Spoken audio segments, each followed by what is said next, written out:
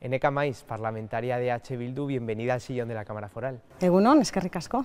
¿Cómo va la dinámica de la legislatura? Justo prácticamente hace un año tuviste la última entrevista aquí en este programa y hablabas de que bueno, pues poco a poco te ibas adaptando a esta nueva realidad. Sí, bueno, entonces era nueva, novata, diríamos, y ahora, bueno, pues ya he adquirido algo de experiencia, porque estamos ya en el ecuador de la legislatura, ya han pasado 2 años y tenemos por delante otros 2.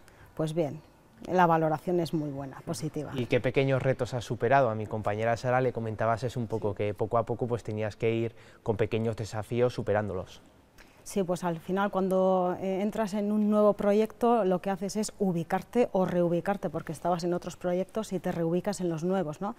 Pues ese ha sido mi reto, ¿no? Reubicarme, ubicarme y bueno, y ver qué puedo dar de mí en este espacio. Y ha sido interesante, tanto en la Comisión de Educación, por ejemplo, en los plenos, en el grupo parlamentario propio, en otros espacios, en mi relación con las asociaciones y bueno, colectivos sociales. Al final, estar en el Parlamento supone trabajar en muchos ámbitos y en cada uno de ellos tienes que buscar tu camino, ubicarte y saber qué puedes dar de ti y cómo puedes aprovechar pues, los recursos y la experiencia que tienes. Fuiste alcaldesa de Txarri Aranaz, en ese caso tenías mayoría absoluta, ¿sí? Aquí H. Bildu está en la oposición, a veces con colaboración con el gobierno, pero sí que pues eso, en minoría. ¿Hay mucho cambio a la hora de hacer política, el cambio de escenario? Sí, por supuesto, no tiene nada que ver. Cuando gobiernas con mayoría absoluta, pues lo que necesitas es un grupo cohesionado, con mucho apoyo, con mucha participación popular, pero bueno, no tienes enfrentamientos políticos y no tienes que acordar cosas con otros grupos que no piensan como tú o que tienen otras propuestas políticas, ¿no? Entonces, en ese sentido, es más cómodo, sin duda alguna. Pero bueno, gobernar con diferentes también tiene lo suyo y tiene muchas cosas positivas, porque llegar a acuerdos entre diferentes al final es un reto muy importante, muy bonito y es bueno, parte de la democracia, ¿no? Parte de la democracia y lo importante de la democracia, porque somos diferentes pero somos capaces de llegar a acuerdos, ¿no? Y los grupos progresistas de Navarra, los partidos políticos progresistas de Navarra, hemos demostrado eso, ¿no? Que somos capaces de llegar a objetivos comunes. A nivel interno de H. Bildu ahora mismo, ¿cómo está? Porque sí que hace unos pocos meses comenzaba una nueva etapa, ¿no? Como portavoz, por ejemplo, Mikel Zabaleta y sí, algunos cambios internos. Sí, bueno, pues sí, hicimos el 3er congreso de H. Bildu aquí en el Baluarte, en Pamplona. Bueno, fue un espacio de reflexión, de mirar hacia adelante, de hacer una valoración del pasado y visto que tenemos en el futuro muchos espacios que ganar, muchos retos en los que trabajar, lo que se decidió allí es reorganizarse para bien, ¿no? Mikel Zabaleta ahora está en la mesa de Egualde, de H. Bildu, en la mesa política, Arantxa Izurdiaga está en la mesa de Nafarroa y nos hemos reorganizado y bueno, el grupo parlamentario está fuerte, está vital, motivado y muy cohesionado. Yo estoy muy contenta con este proyecto y visto desde dentro todavía más, muy orgullosa de lo que estamos haciendo. Se han cumplido 10 años de lo que se denominó el Gobierno del Cambio y sí que hemos visto esta semana algunas disputas entre Geroa Bai o H. Bildu en cuanto a cuál era la pieza clave o imprescindible dentro de ese gobierno. ¿Tú dirías que es H. Bildu, que es Geroa Bai, que es un espacio compartido? Creo que el planteamiento, la escena no es el de la disputa, el de a ver quién puede más, a ver quién avanza más, a ver quién tiene más protagonismo, sino a ver a qué acuerdos podemos llegar. Evidentemente, cada grupo político tiene sus aspiraciones, sus expectativas. Ahí están los resultados de las encuestas y bueno, vemos el futuro de forma positiva, pero nuestra actitud siempre va a ser de colaboración y con un grupo como Geroa Bai, en el que en algunos puntos no estamos de acuerdo, pero en otros sí, desde luego, el objetivo es colaborar y mirar al futuro de forma conjunta. En estos 10 años, ¿qué es lo que ha cambiado de Navarra? Bueno, hace 10 años la sociedad navarra, la población navarra, dio un mandato, puso un mandato encima de la mesa que había que quitar a la derecha del gobierno derecha junto a la ultraderecha, que estamos viendo en estos 10 últimos años. Desde luego un factor muy importante es que la ultraderecha ha adquirido cada vez más notoriedad, por lo menos mediática, aunque política no.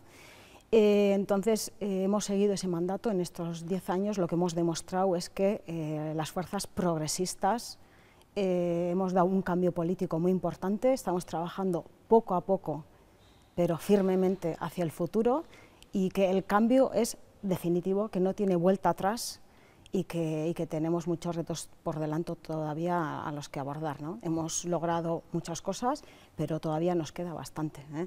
Y en concreto EH Bildu, en estos 10 años ya llevamos el sexto año en el que bueno, tenemos un acuerdo presupuestario, entonces es nuestro sexto acuerdo presupuestario con el Gobierno y somos una fuerza decisiva. ¿En qué aspectos se ha mejorado?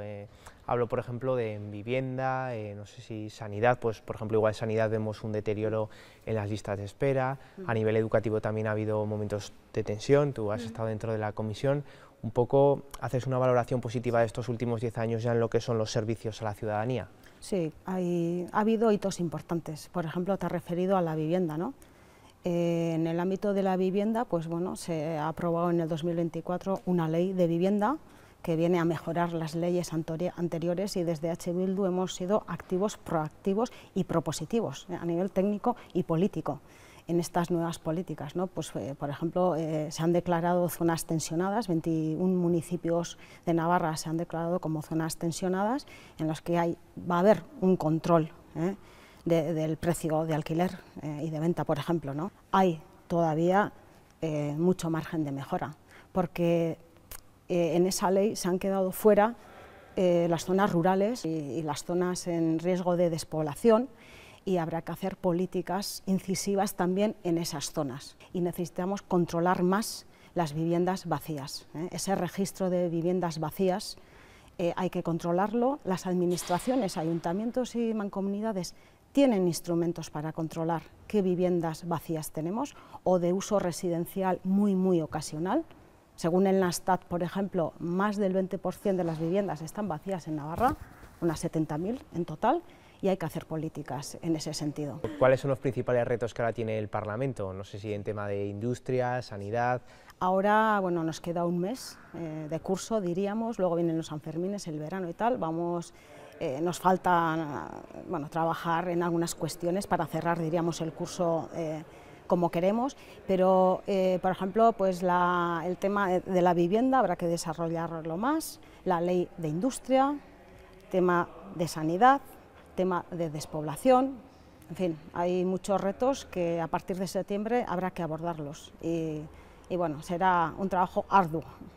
La actividad legislativa ha perdido un poco el foco mediático, es decir, por ejemplo, el año pasado sí que igual pues salía más en las noticias, pero ahora está pasando en un segundo plano, aunque haya noticias de otro tipo, sí. Pero lo que el día a día aquí pues ha bajado un poco lo que es el nivel mediático. Sí, bueno, que el nivel mediático baje tiene dos vertientes, ¿no?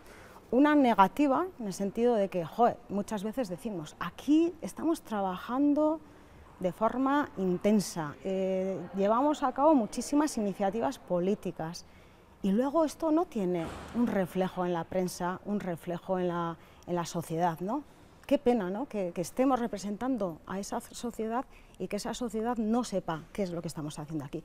Pero, sin embargo, también tiene otra vertiente, es que, bueno, hay estabilidad, hay normalidad, hay consenso, porque muchas veces a la prensa lo que sale es la discordia, la confrontación, el titular, el morbo, y cuando hay consenso y las cosas se están trabajando de forma cotidiana, rutinaria, a veces no salen en la prensa. Entonces, esa vertiente de normalidad también la tenemos que valorar. ¿Hay una polarización impostada, igual tanto por parte de los medios de comunicación como lo que se ve aquí en el día a día en los plenos cada jueves? ¿O luego cuando estéis pues todos fuera intentéis llegar más a acuerdos y aquí se escenifica más lo que es el debate duro? Hay cierta teatralización, pero a lo mejor porque desde la sociedad, desde la prensa, desde ciertos agentes, también es lo que vende, lo que se busca o lo que se solicita, ¿no? Pero desde luego no tenemos que entrar no tenemos que entrar en ese juego, y lo sano y saludable en política es la normalidad, la tranquilidad y la no exageración. Nosotros desde H. Bildu intentamos salir de ese espacio de teatralización, desde luego. Otros partidos políticos impostan muchísimo y de forma muy explícita y buscada, con objetivos comunicativos concretos. ¿Crees que los políticos han perdido un poco la sintonía de la calle, que siempre se habla y se pone ahí un poco cuestionando vuestro trabajo? En general, en la sociedad se está tendiendo pues como a una individualización.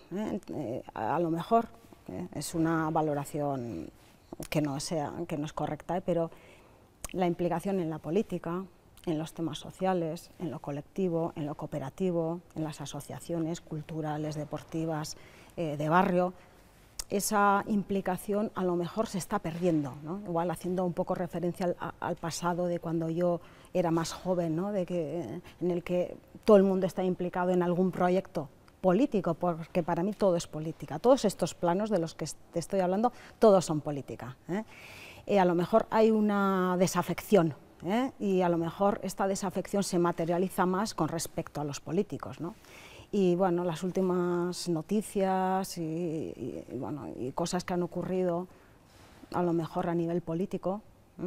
Yo, por ejemplo, igual estamos adormilados, ya sea en conflictos internacionales como Israel y Palestina, en el que o ves Ucrania y Rusia también, como que ya poco a poco te vas inmunizando de problemas que también está en el vecino de abajo, no lo sé. Sí, has puesto un buen ejemplo, el de Israel, ¿no? Para cuando la comunidad internacional, europea y política ha reaccionado, desde luego ha pasado muchísimo tiempo, ¿no?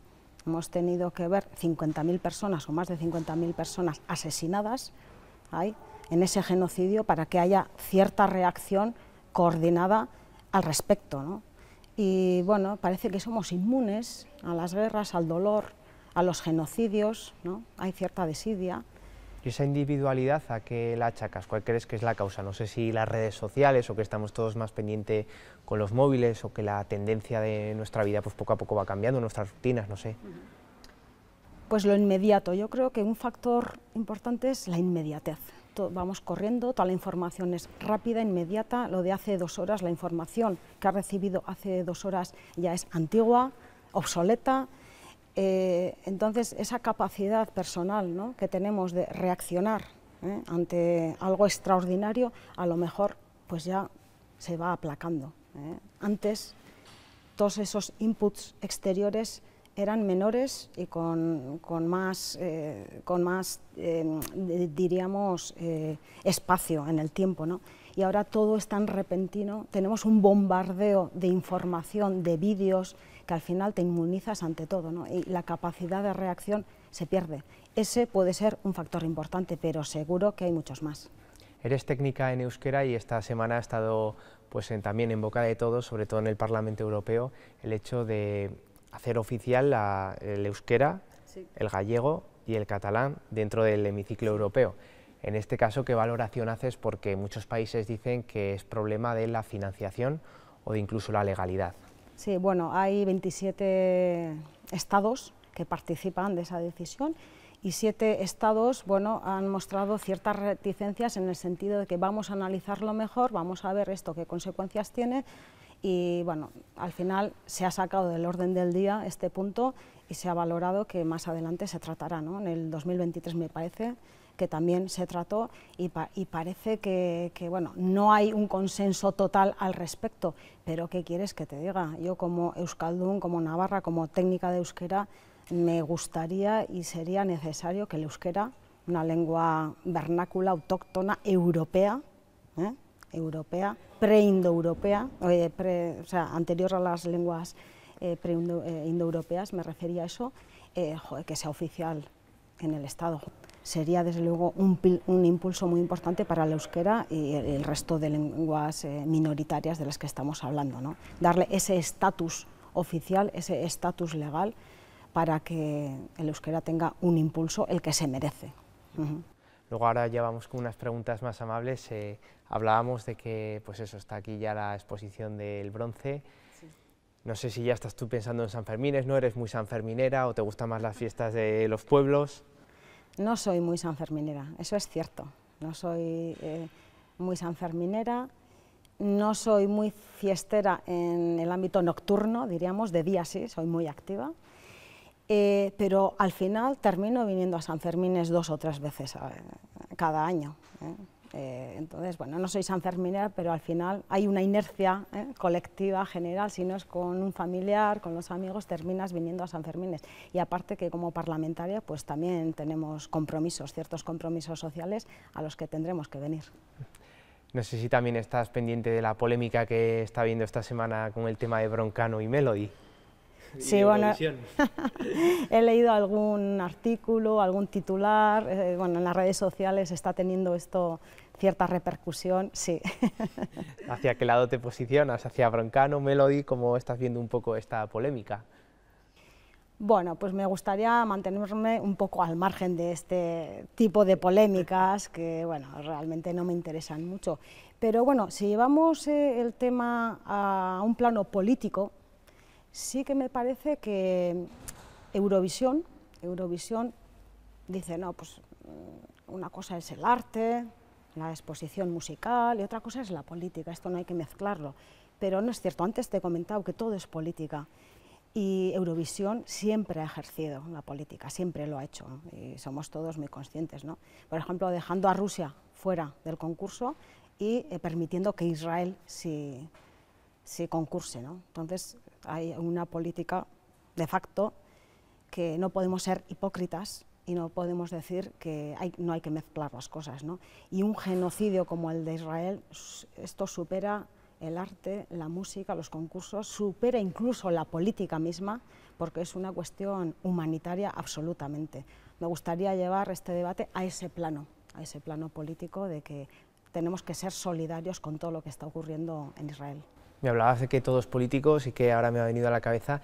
¿Crees que estas últimas semanas la imagen de los políticos se está un poco denostando con el tema de esos supuestos casos de corrupción que se está viendo en Madrid, o bueno, supuestas informaciones?